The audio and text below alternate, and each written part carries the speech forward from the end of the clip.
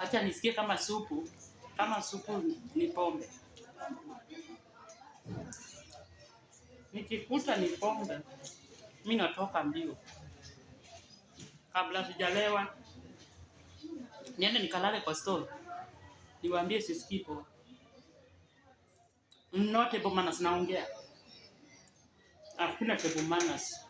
Leo ni kukula nikiongea.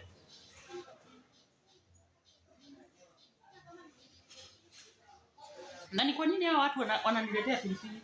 We, usijaribu kuniletea pilipili tena na mimi.